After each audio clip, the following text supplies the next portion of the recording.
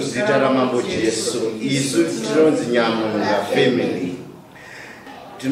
Takatanga kupinda pano gore ra 2016 Mwari wakatiitira nyasha kubva gore iroro vakatiropafadza nemwana tiri pano kuburikidza nenyasha dzemuranda waMwari nemadeclarations aari kuita kuupenyu hwedu. Tine zvakawanda zvachinja muupenyu hwedu kuburikidza nemuranda ari muguta.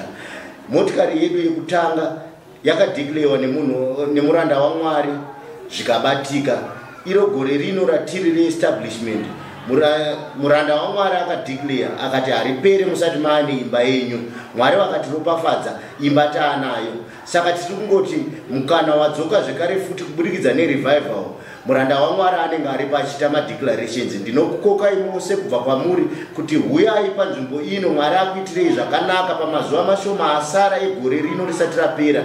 Pachine mukana wekuti uitirwe zvakanaka kubva musi wa 26 November kusvika musi wa 1 December. Tiri pano tichimutsiridzwa muranda waMwari achidzidzisa nekuita madeclarations kukereke muzita nemuropa ramambo Jesu. Amen.